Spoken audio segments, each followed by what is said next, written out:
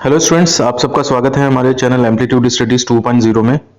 देखिए, energy conservation जो कि पॉलिटेक्निक डिप्लोमा में फोर्थ सेमेस्टर में सभी ब्रांच में चलता है, उसकी ये क्लास चल रही है।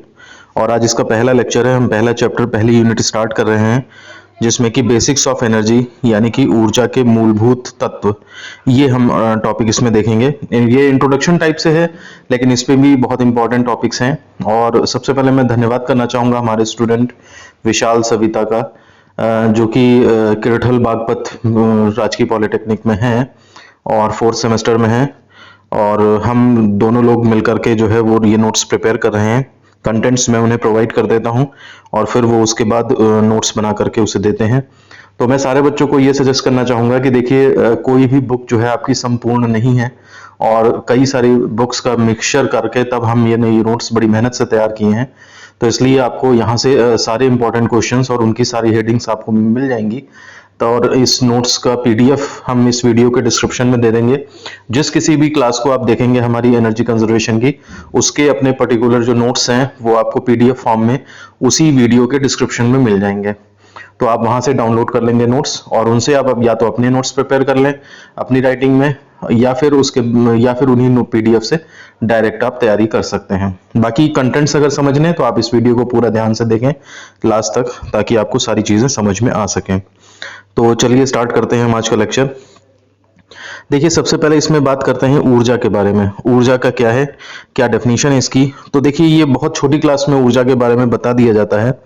ऊर्जा का शाब्दिक अर्थ कार्य संपादन करने की क्षमता से है।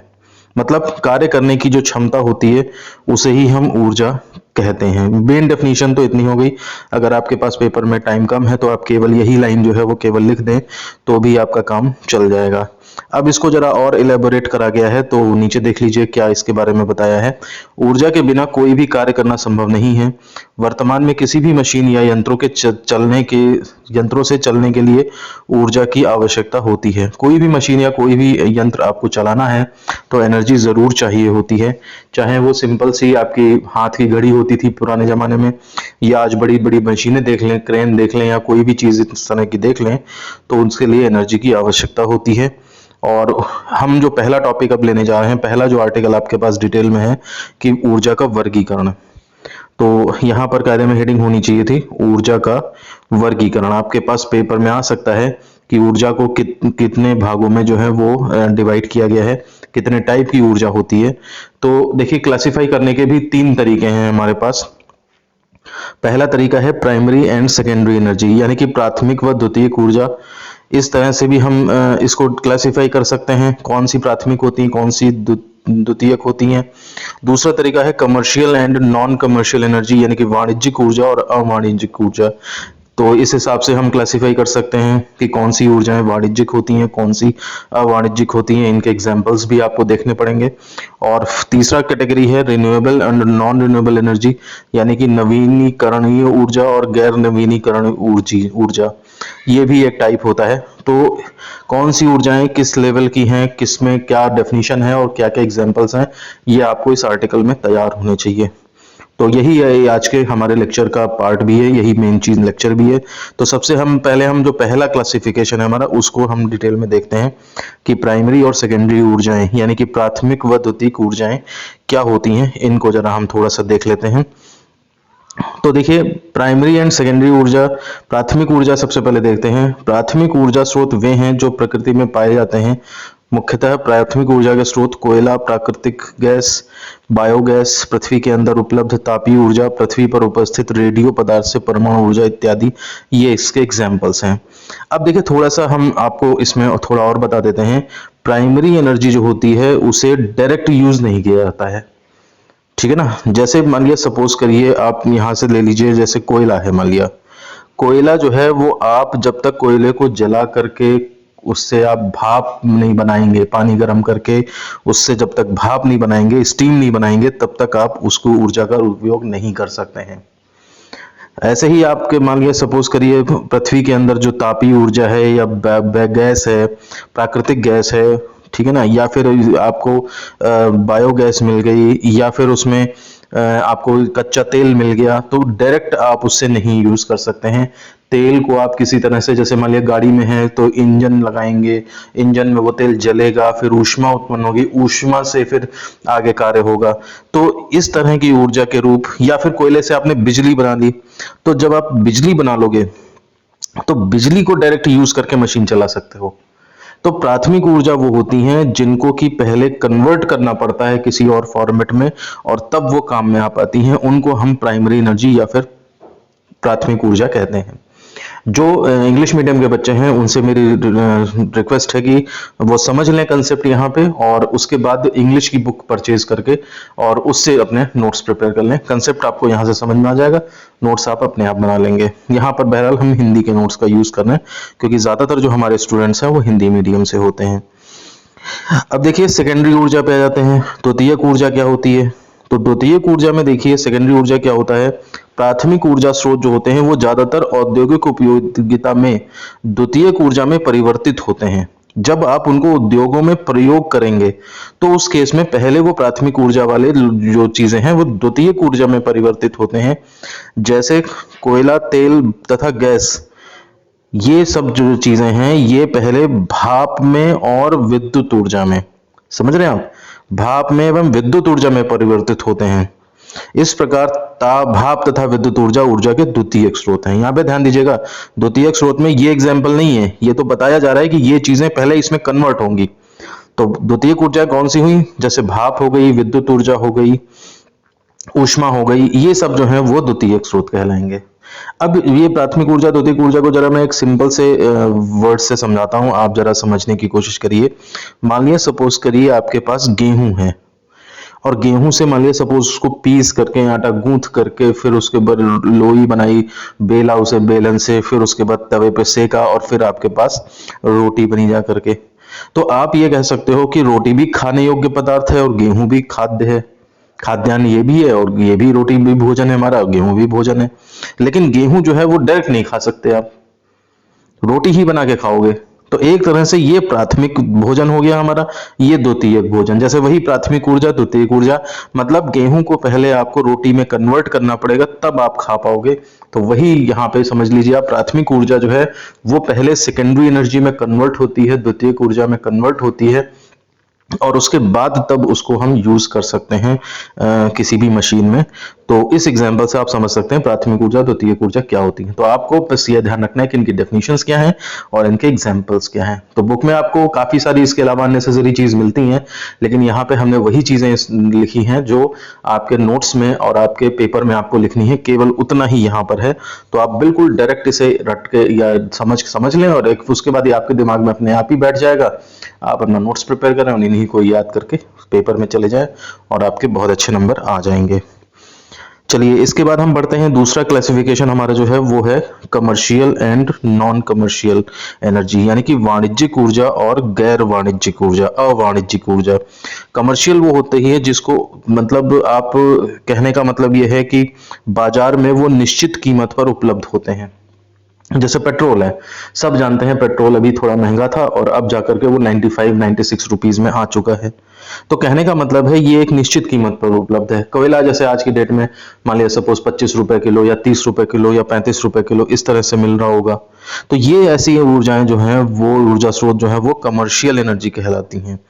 जैसे कोयला हो गया, बिजली हो गई, शुद्ध पेट्रोलियम से बने उत्पाद, ये इस रूप में जो रहते हैं ये सब आपकी कमर्शियल एनर्जी कहलाती है। बिजली सब जानते हैं, घरों में 7 रुपए 8 रुपए की यूनिट बिल मिल रही है, किसानों को बिजली कितने कीमत में मिल रही है, तो फिक्स्ड है कि आप इतना कंज्यूम करोगे आपको इतने पैसे की ये हो गई जा करके। अच्छा, अवाणिज्यिक वो ऊर्जाएं कौन होती हैं जिनका आप कुछ इस तरह से रेट उसका फिक्स नहीं रहता है। जैसे मान लिया हमारे गाँव में, जैसे मान लिया सपोज करिए इस तरह की चीजें होती हैं, जैसे गोबर हो गया, है ना, वो ऊर्जा स्रोत जो किसी निश्चित कीमत पर उपलब्ध नहीं होते उसे अवाणिज्यिक ऊर्जा यानी कि नॉन कमर्शियल एनर्जी स्रोत के कहते हैं।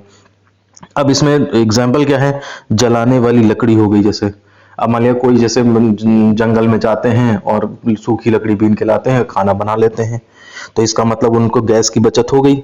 अब गैस वो खरीदते तो एक अमाउंट दे करके खरीदना पड़ता है कि हाँ भाई चलो 900 रुपए का सिलेंडर है, 800 रुपए का सिलेंडर है, लेकिन लकड़ी से वो वैसे ही बन गया खाना। तो इसलिए उसकी कीमत का अंदाजा नहीं हो पाया हमें कि कितना क्या है। पशुओं का मल, कृषि अपशिष्ट जैसे ईंधन वगैरह, ये सब जो है वो शामिल हैं इसके अंदर।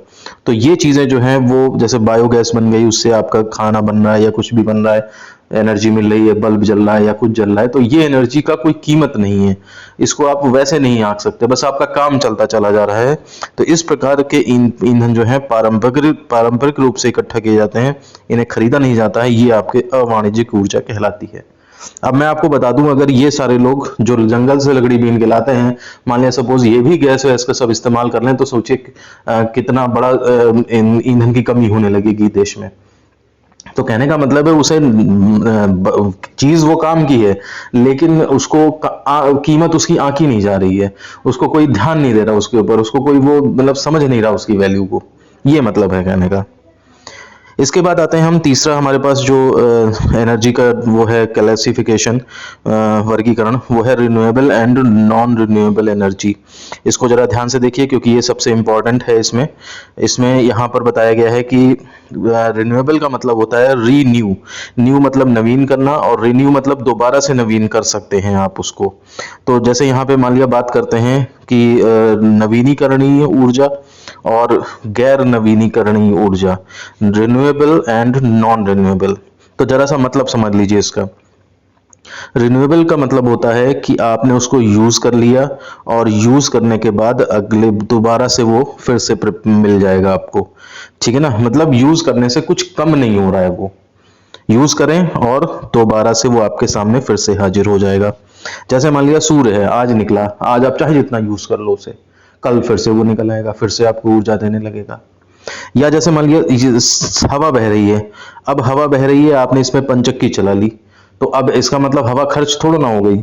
आप देखो ये तो लगातार शाम तक बहती रहेगी और फिर उसके बाद कल दोबारा से बहने लगेगी ऊर्जा।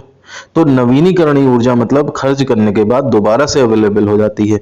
और गैर नवीनीकरण मतलब यह है कि जैसे मान लिया कोयला है, अब कोयला आपने अगर लिया और कोयले को अगर आपने जला दिया, तो कोयला जलाने के बाद जब वो राख बन गया तो वो कोयला आपका बेकार हो गया है।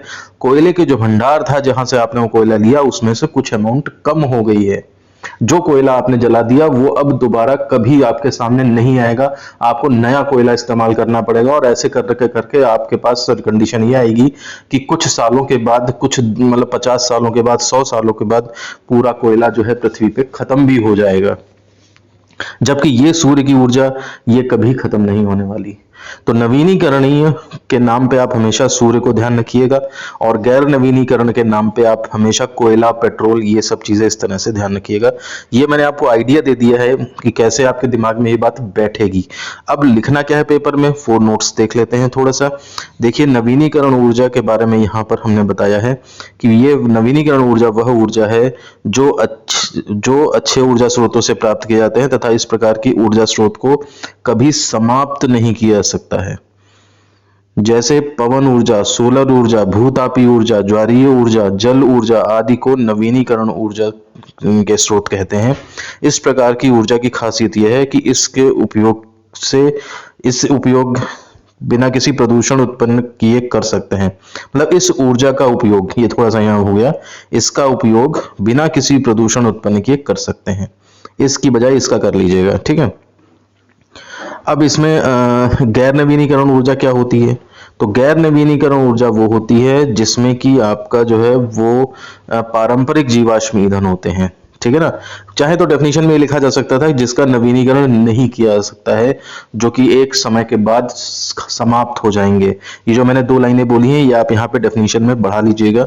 जैसे इसके एग्जाम्पल कौन से हो गए, कोयला, तेल, गैस, ये जो समय के साथ समाप्त हो जाते हैं, ये सब आपके गैर नवीनीकरण ऊर्जा कहलाते हैं। तेल का मतलब वही हो गया, ये पेट्रोल हो गया, आपके पास डीजल हो गया, ठीक है ना। तो ये डीजल, ये सब जो है समय के साथ जो है वो समाप्त हो जाएंगे। तो ये चीजें जो हैं, ये एनर्जी सोर्सेज जो हैं गैर नवीनीकरण ऊर्जा स्रोत कहलाते हैं। अब इसके बाद हम बात करते हैं कि ऊर्जा के नवीनीकरण स्रोत और गैर नवीनीकरण स्रोत में अंतर। ये कभी कभी आपके पास 2 नंबर में पूछा जा सकता है, क्योंकि ये बहुत इंपॉर्टेंट टॉपिक है, तो इसलिए, और ये हमारे आज के लेक्चर का लास्ट टॉपिक भी है। तो देखिए, नवीनीकरण और गैर नवीनीकरण स्रोत में हम कुछ फायदे कुछ नुकसान दोनों चीजें इसमें स्टडी करेंगे। देखिए, नवीनीकरण स्रोत मतलब आप ध्यान रखिएगा हमेशा सन, सूर्य। गैर नवीनीकरण स्रोत मतलब कोयला, ये हमेशा ध्यान रखिएगा। अब इसके बाद सोचिए इसमें क्या है। ये लगातार प्राप्त किए जा सकते हैं, बिल्कुल सही बात है। सन की एनर्जी आज भी है, कल भी है, परसों भी रहेगी, कभी समाप्त नहीं होते। कोयला जो है ये लगातार प्राप्त नहीं किए जा सकते हैं, ये कुछ समय बाद समाप्त हो जाते हैं। हालांकि अभी तक कोयला समाप्त नहीं हुआ है, लेकिन ये कैलकुलेशन करी गई है कि कुछ सालों में वो समाप्त हो जाएगा। दूसरा है ये पुनः विकसित हो जाते हैं और ये कुछ समय बाद समाप्त हो जाते हैं, ठीक है ना। तीसरा है इन्हें अब अपरंपरागत ऊर्जा के स्रोत कहा जाता है। अपरंपरागत मतलब परंपराओं में पहले पुराने जमाने में कोयला वगैरह ही इस्तेमाल किया जाता था, लकड़ी वगैरह इस्तेमाल करी जाती थी, तो इसलिए परंपरा में नहीं थे ये, इसलिए अपरंपरागत ऊर्जा स्रोत कहते हैं। जबकि ये जो है परंपरागत ऊर्जा स्रोत कहे जाते हैं, क्योंकि अब जैसे सोलर कुकर है, सोलर कुकर पुराने जमाने में तो नहीं चलता था, ये तो अभी डिस्कवर किया गया कुछ 40-50 साल पहले, जो भी होगा। तो इस वजह से ये परंपरागत ऊर्जा के स्रोत कहे जाते हैं। उसके बाद देखिए, ये फायदा है इनका, ये प्रदूषण पैदा नहीं करते हैं। सूरज से आप खाना बनाओगे कोई प्रदूषण नहीं होगा, लेकिन ये लोग प्रदूषण पैदा करेंगे। कोयले से बना लो खाना, चाहे गैस से बना लो, चाहे हल्का फुल्का प्रदूषण जो है वो हर कोई प्रोड्यूस करेगा। फिर इसमें अब नुकसान भी है कुछ, इसमें धीमी गति से ऊर्जा प्राप्त होती है। मतलब जैसे आप पवन ऊर्जा ले लें तो बहुत स्लो है, मतलब कहने का मतलब यह है कि धीमी धीमी हवा चलेगी तो धीमा धीमा बनेगा। सूर्य है, अगर आप उससे सोलर पैनल लगा लो तो बहुत धीरे धीरे बैटरी को चार्ज करेगा, पूरे दिन भर में कहीं चार्ज कर पाएगा। या सोलर कुकर से खाना बनाने को ही देख लो, 2.5 से 3 घंटे लग जाते हैं खाना बनने में। और जबकि इधर क्या है, ये अधिक मात्रा में तुरंत ऊर्जा प्राप्त दे देते हैं। जैसे पेट्रोल है या कुछ भी चीज है, आप जितना चाहें उससे एनर्जी तुरंत के तुरंत प्राप्त कर सकते हैं। फिर लास्ट है इसमें ऊर्जा प्राप्त करने के संयंत्रों की प्रारंभिक लागत बहुत अधिक होती है। देखा है आपने, सोलर पैनल अगर लगाना है तो हर एक के बस की बात नहीं होती है। अगर आप 2 किलोवाट का भी सिस्टम लगाना चाहें तो लगभग 1.5 से 2 लाख खर्च हो जाते हैं इसके अंदर। लेकिन इसमें ऊर्जा प्राप्त करने के संयंत्रों की प्रारंभिक लागत जो है वो बहुत कम होती है। लकड़ी जलानी है, चूल्हा बनाइए, लकड़ी जला लीजिए। कोयला जलाना, अंगीठी लेके आ जाइए, कोयला उसमें जला लीजिए, कोई बड़ी बात नहीं है इनके उसमें पैदा करना। तो इसलिए ये जो है वो इनमें डिफरेंस आ जाता है। तो इस तरह से जो है वो हमारे पास ये हमारा पहला टॉपिक आज का खत्म होता है, जिसमें कि हमने ऊर्जा स्रोतों का वर्गीकरण और ऊर्जा के नवीनीकरण स्रोत तथा ऊर्जा के गैर नवीनीकरण स्रोतों में अंतर देख लिया है। मुझे उम्मीद है आपको आज की क्लास पसंद आई होगी। अगर पसंद आई है तो इस वीडियो को लाइक कर दीजिएगा और अपने दोस्तों में भी शेयर करिएगा, ताकि वो भी इसका क्लासेस का फायदा उठा लें। मैं एक बार फिर से बता दूं कि जो PDF है इसकी, वो आपको इसी वीडियो के डिस्क्रिप्शन में मिल जाएगी। आपको इधर उधर भटकने की जरूरत नहीं है। आप यहां से कंसेप्ट देख लें वीडियो को देख करके, और उसके बाद PDF से अपने नोट्स बना लें। आपका ये पूरा टॉपिक जो आज का है वो एकदम से क्लियर हो जाएगा आपको। तो इस क्लास में बस इतना ही, मिलते हैं आपसे नेक्स्ट क्लास में। धन्यवाद।